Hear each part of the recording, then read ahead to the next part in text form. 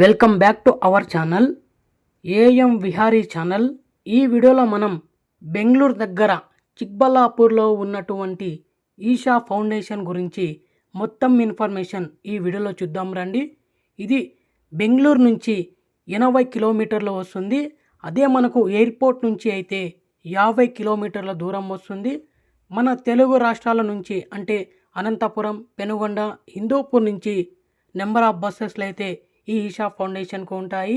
ఆదియోగి చిక్బల్లాపూర్ విశిష్టమైన ఆధ్యాత్మిక శివయోగి విగ్రహం గురించి ఈ వీడియోలో తెలుసుకుందాం రండి. ఆదియోగి అంటే ఎవరు? ఆది అంటే మొదటి, యోగి అంటే యోగి లేదా యోగా గురువు అని అర్థం. పౌరాణిక విశ్వాస ప్రకారం ఆదియోగి భగవాన్ శివుడినే మొదటి యోగిగా పరిగణిస్తారు. ఆయనే యోగ శాస్త్రాన్ని ప్రపంచానికి తెలియజేశారు అనే భావన ఉంది. శివుడే యోగ సూత్రాలను సప్త ఋషులకు అంటే 7 మహర్షులకు బోధించి యోగా ద్వారా మోక్షాన్ని పొందే మార్గాలను అందించారు అనే విశ్వాసం ఉంది. ఈ ఆదియోగి విగ్రహాన్ని జనవరి 15, 2023న మకర సంక్రాంతి రోజున చిక్బల్లాపూర్లో స్థాపించారు.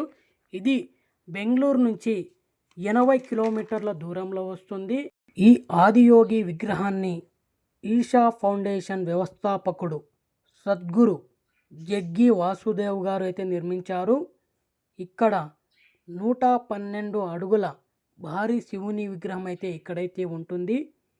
ఈ శివుని విగ్రహం 112 అడుగులు ఉండడం ఒక ప్రత్యేకత. ఇది యోగా శాస్త్రంలో ఉన్న 112 మార్గాలు, పదాలకు సూచికగా భావించబడుతుంది. అవి మనస్సు, శరీరం, ఆత్మ సమగ్రత కోసం సూచించబడతాయి. ఈ ఆదియోగి విగ్రహం గిన్నీస్ బుక్ ఆఫ్ వరల్డ్ రికార్డులో కూడా చేర్చారు. ఈ ఆదియోగి విగ్రహం మన భారతదేశంలో రెండవది, మొట్టమొదటిది కోయంబత్తూర్లో ఉంది. మనకు ఎంట్రన్స్లోనే నాగమ్మ మండపం అయితే వస్తుంది. ముందుగా మనం నాగమ్మను దర్శించుకొని శివుడి దగ్గరకైతే వెళ్ళాలి.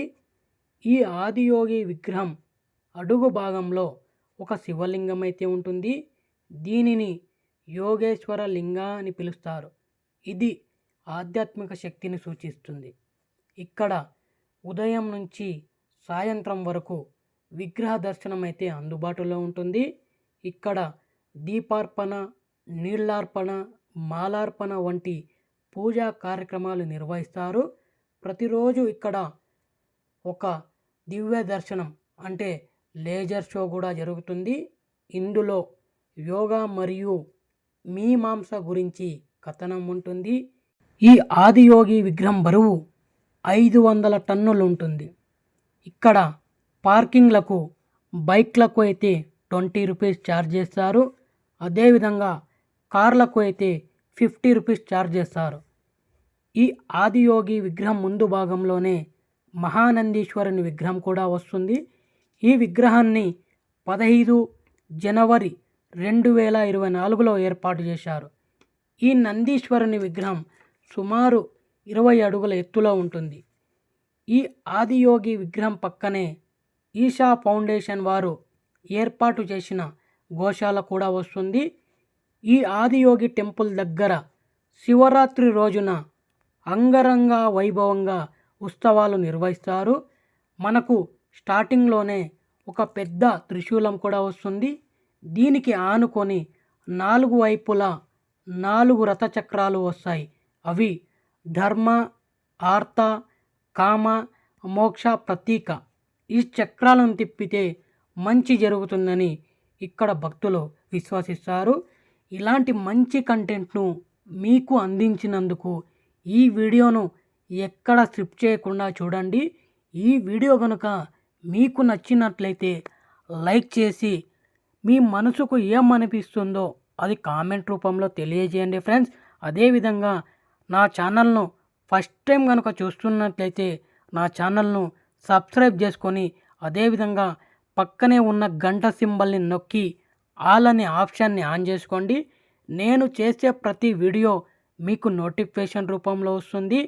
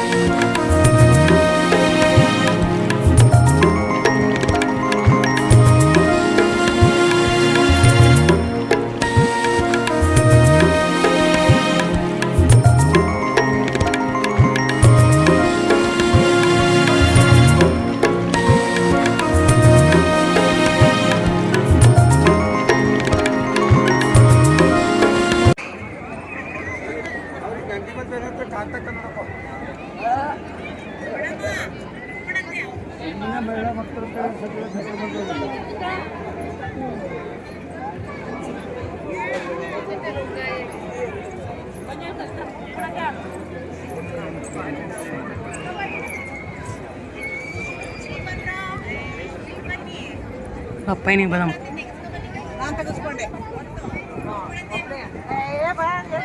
రా పైన పైన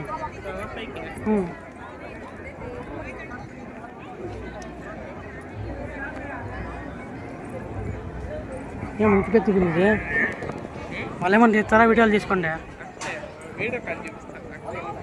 రా ముందర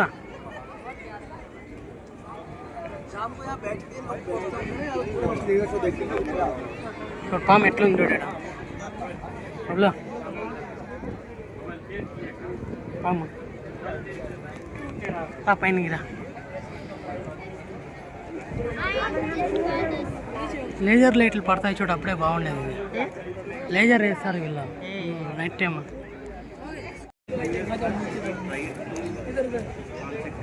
బాగుందా?